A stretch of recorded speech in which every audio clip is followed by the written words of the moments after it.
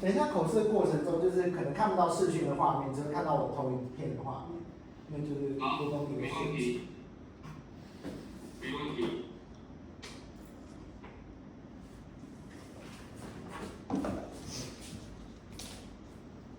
Okay, I will start my oral defense for my master degree. I am Xuan-Wei Miao, and you can also call me Chevy, and welcome you to attend my oral defense. I'm right now working in Young Research Group, which is the Institute of Electronic Engineering located in National Tsinghua University, and I'm supervised by Professor Xuan-Wei. And my topic today is about Terahertz wireless system from channel sensitivities to integrated sensing and communications. So I will build a real Terahertz wireless communication links and study why the system is so sensitive to channels. And I will use these sensitivities as a sensing abilities. I found the possibility to do ISEC, which is integrated sensing and communications. And finally, we will use this setup for virus studies. So this thesis is not only about the Terahertz wireless link, it's about using a communication channels that can also understand physical changes. But begin from my research roadmap, I'd like to show that my research is not directly from Terahertz ISEC. It comes from Terahertz communication systems, starting from the National Science and Technology Council Cooperation Project and MediaTek project. We work on Terahertz communication systems, and then we do various studies on Terahertz channels, and then we start to working on Terahertz ISEC systems. And this study shows here that some of the publications and conferences I authored or co-authored. So let me start with this graph first. Wireless systems are everywhere. Wireless systems for sensing or communication are everywhere. On the ground, we have people using cell phone to communicate each other. We have vehicles using radar sensors to sensing each other. And above the sky, we have satellites doing inter-satellite communications with each other. And also, they can do remote sensing for far distance. However, most systems still do those two things separately. One system sends data, another system observes the environment. So that is why Terahertz becomes a very important topic to study, because it has the possibility to connect both. Terahertz wave lies between microwave and infrared wave.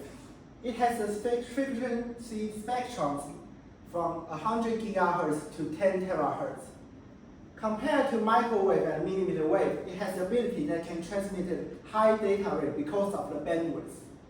And compared to infrared and visible light, it has abilities that can use for short spatial resolutions because of the short wavelengths. So for the communication side, bandwidth is the key word. And for sensing, wavelength is the key word. Terahertz is attractive because it can carry a lot of data, and it can also feel small motion changes.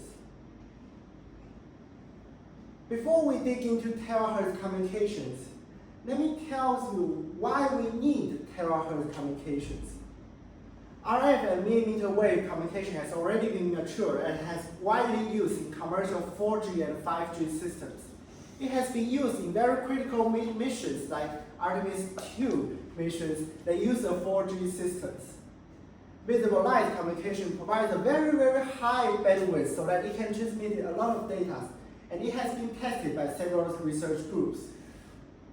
However, visible light communication requires a strictly pointing and tracking skills. Compared to RF and millimeter wave, Terahertz provide more bandwidth for more data. And compared with the visible light, Terahertz doesn't require a very strictly pointing skills, and it can be used as beamforming. So my point is that Terahertz is not going to replace RF or millimeter wave or visible light communications. It is going to be a complementary high capacity link between the two kind of links. So let me show some recent studies on terahertz communications. Researcher has already done a lot of great jobs on terahertz communications. We can see on the graph here that they achieved tens of gigabit per second and hundreds of gigabit per second. The important message I want to bring here is that terahertz communication is no longer a concept. It has been a technology that has already experimentally demonstrated. Terahertz waves are powerful for communications, but from now on, I like to stay on this point. The first physical phase of terahertz is the bandwidth, and this bandwidth enables high capacity transmissions. For terahertz sensings, we can also see research groups demonstrating on terahertz sensings that they achieve the spatial resolution from millimeter levels to micrometer levels and even go to nanometers. So the second physical phase of terahertz waves is the sensitivities. Terahertz waves is not only a high frequency carrier, they can also be a sensitive prompts for the physical world. But at this point, I don't want to combine them. The terahertz communication is powerful because of the bandwidth. Terahertz sensing is powerful because of the sensitivities, and there are two physical strengths for terahertz waves. Now we arrive at the most important questions, that if terahertz waves have two these strengths, the bandwidth and sensitivities,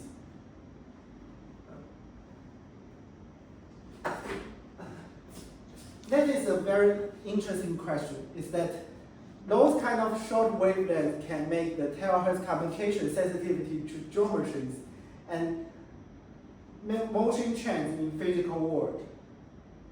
So this is the turning point of my thesis. The sensitivity is no longer a problem. It becomes a resource, and the ideas bridges the whole thesis. So after seeing terahertz sensing and terahertz communication separately, what remains? The question is very natural. So terahertz ISEC, terahertz integrated sensing and communication. In terahertz ISEC, the system should share the same mediums. Ideally, they should use the same waveforms, because for future systems, that is important. We don't want a separate system for communication and another separate system for sensing. So the next question will be, can the same data transmitted high data rate and also do physical observations?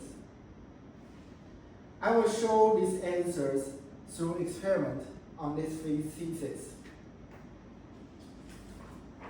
Let me show some possible applications in terahertz ISEC systems. We have micro motion tracking, we have machine vibration tracking, and material and surface sensing. And of course, we can use it on physiological signals. I would like to say it in a simple way. Communication tells us what message transmitted. Sensing tells us what happened in the physical past. If 1 terahertz waveform that can do both, then the wireless link becomes more than a data pipe. It becomes an observer for the physical world.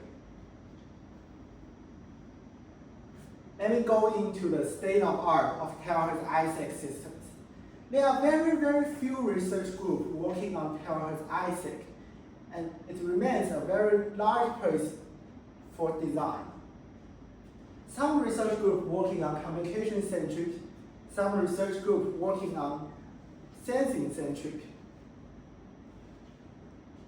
In my thesis, I choose a communication-centric route, which means the signal is not sacrificed. I keep the RFDM signal, which is the main transmitted signal I use in the systems. And we reach tens of gigabit per second transmission and some millimeter level resolution that no one has done before. And this is the position of my work. Sorry, I think this.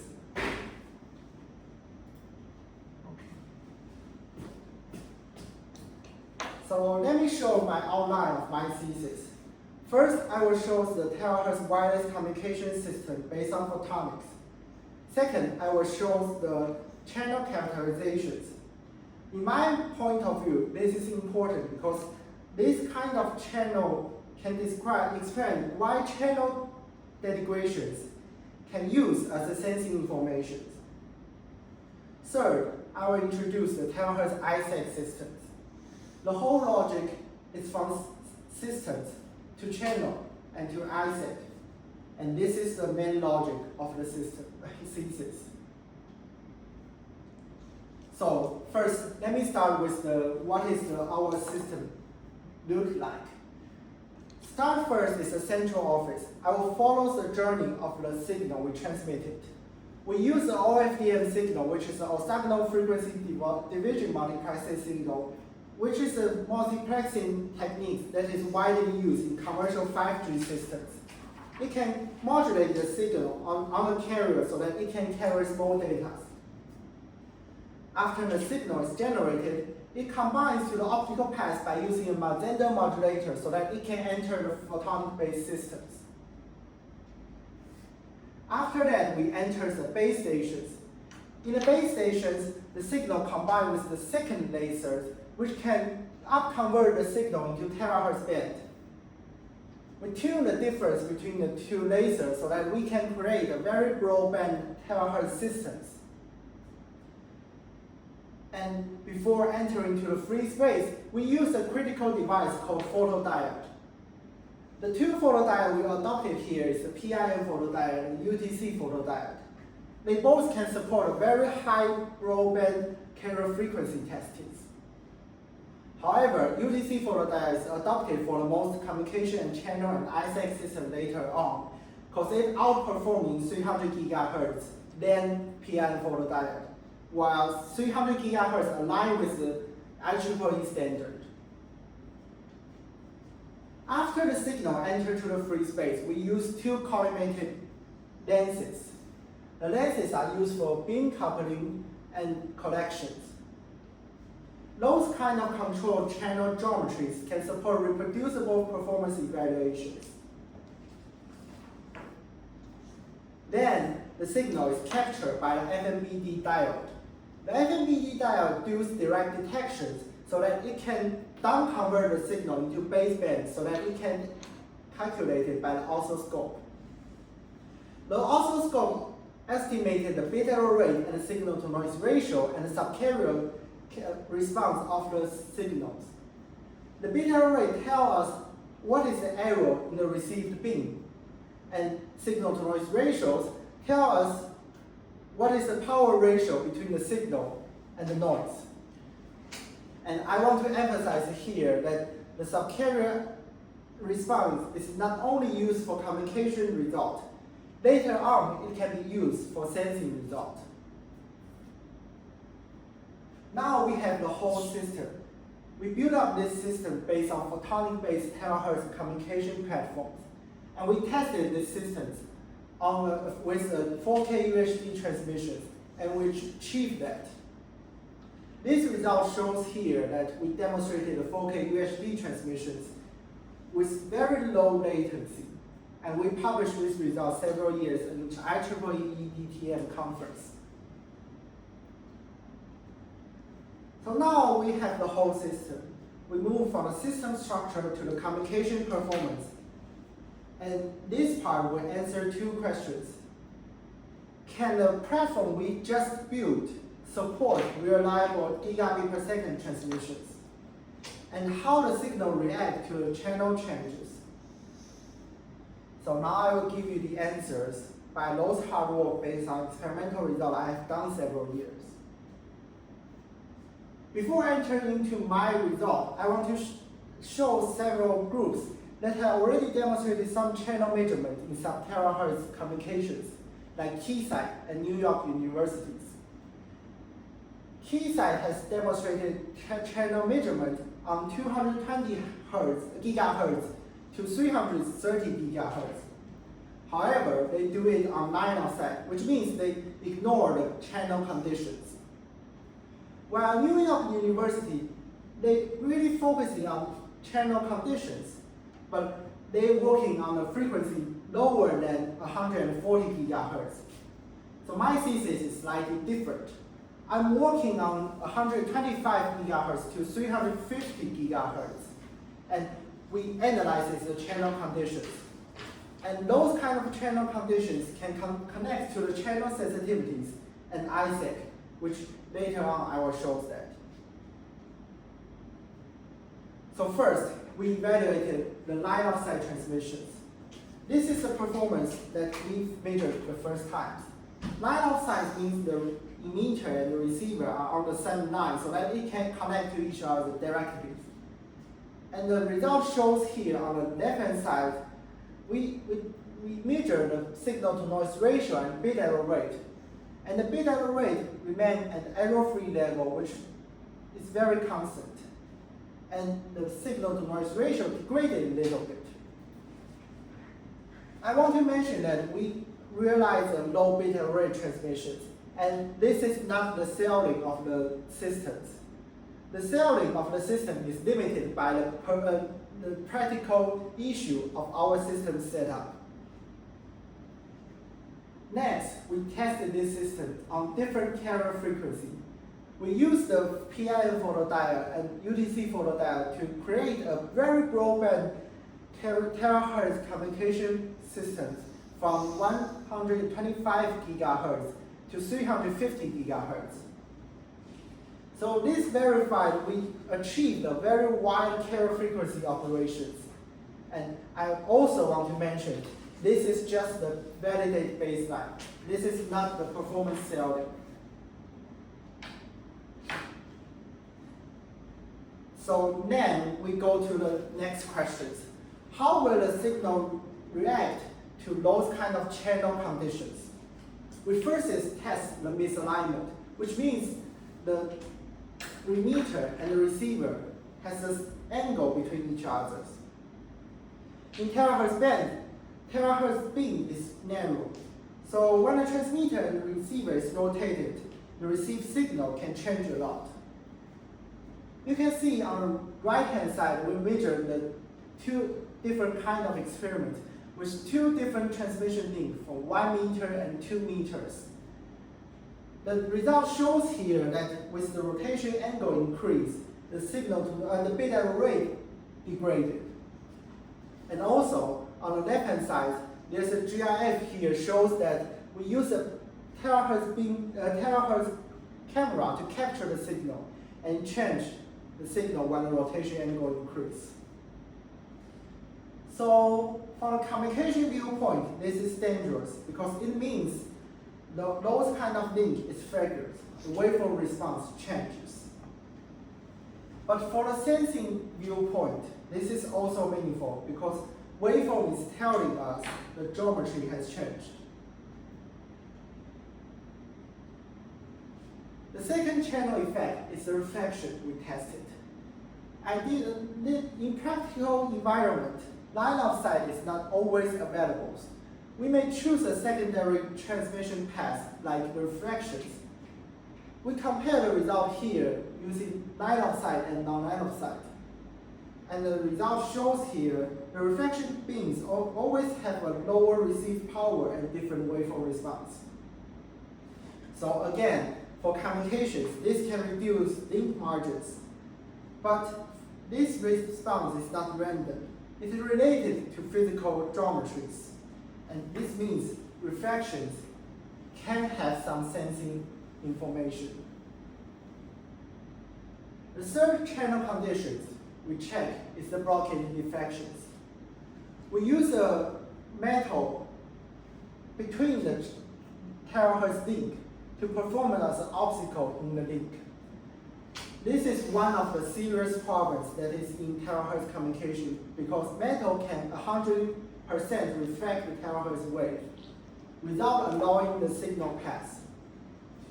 You can see from the graph on the right-hand side, it shows that when the masking distance increase, the bit error rate and signal-to-noise ratio degrade a lot. But also we can see there are some edge deflection occurs at the edge of the signal of the blockage. So we tested this result with the knife edge diffraction models, and it shows that it is highly aligned. This signal is very important because that it tells us that this kind of degradation is physically expressed. It is not just noise.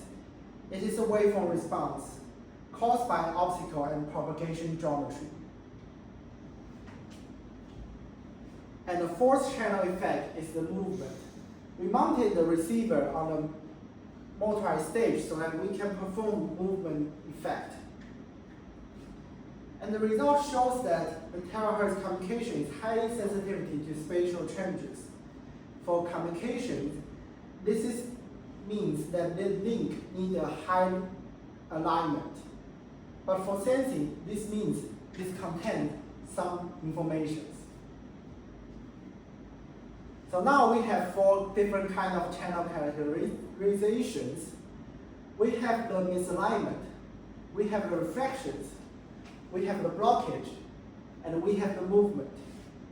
They look like 4 different independent experiments, but they are all pointing to the same message, that terahertz waveform changes when the physical environment changes.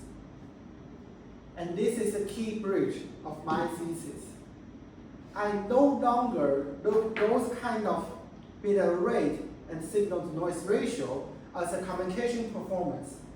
And we are looking them as evidence that those channels carries physical information.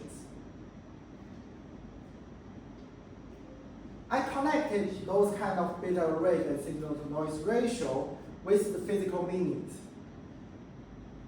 They are connected to beam coupling variations, alternative propagations, optical induced attenuation, and time barrier paths. This is why channel study is no longer a side result. It is a bridge from communication to sensing, and they can link to terahertz ISAC. And this is the central transition of my thesis. After this point, the question is not how to protect the communication link. The question becomes how we can use those kinds of response to observe the physical world. So now we enter the third part of my thesis, the integrated sensing and communications. We already have a systems. We already investigated the channels, and we know the channel is physical sensitivities. Now we can ask the final questions. Can the same waveform transmitted data and also do sensing together? So based on the idea we got from the terahertz communication, we built up a communication-centric photonic-based terahertz ISAC platforms. This is a dual receiver platform that is constructed by 2 FMBD. The FMBD1 acted as a reference signal, and FMBD2 is mounted on a motorized stage so that it can perform displacement. This displacement is the sensing target we are targeting as the static terahertz ISAC systems. So when the receiver moves, we can test the resolution of the distance. So this is the result we got from those kind of static terahertz ISAC systems. On the left-hand side shows the communication result. We see that the beta rate and the signal to noise ratio are remained on the same level. So it means the communication is stable over time and with the change of the displacement. And on the right-hand side is the displacement result. The solid line is the ground truth, and the dot here are the measurement results. And it shows that it is highly aligned. So the R-square result also shows that the error is very low. We achieved the error lower than sub-millimeter level. So we can claim that the gigabit per second communication is preserved and sub-millimeter level sensing resolution is achieved.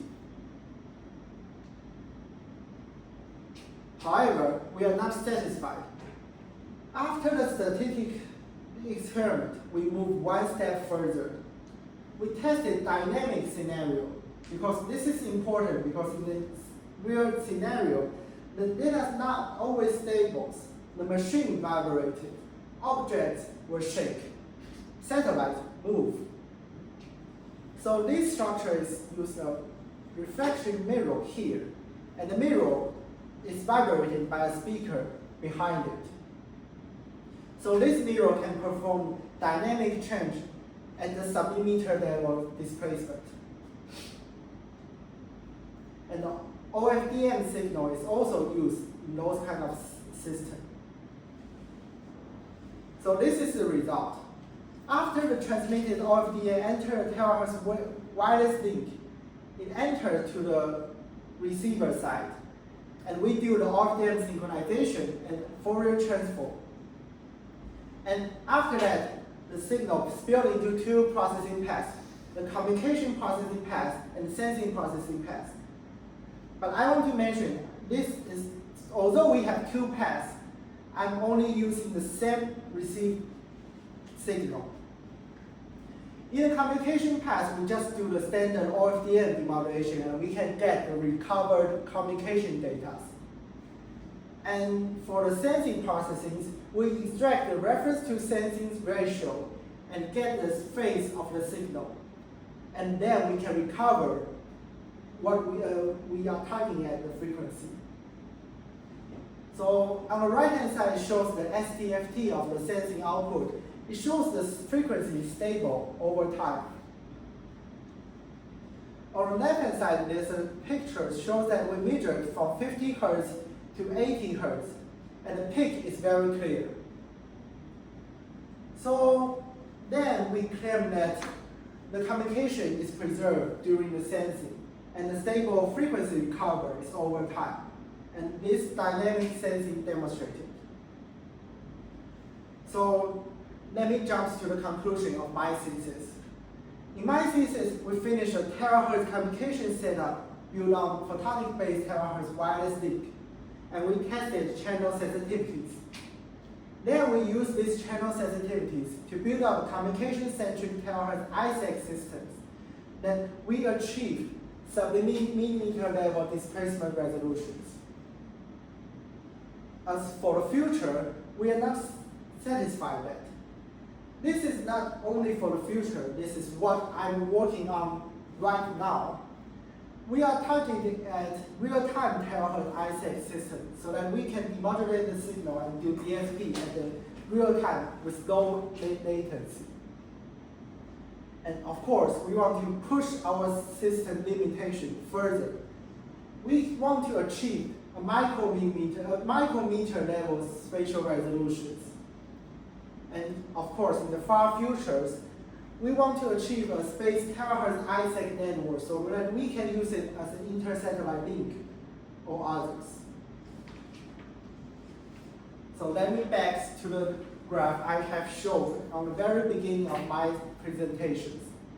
I mentioned that nowadays we have wireless system for sensing or communications everywhere. But for the future, we want wireless system for integrated sensing and communications to be everywhere. So I want to sincerely thank to my Professor Xuan-Wei, and also the guidance from Professor Kai-Ming Feng and Professor Chan Ye. And thank you for your attention. And this is the paper and conference paper I also authored or co-authored. And I welcome your comment and questions.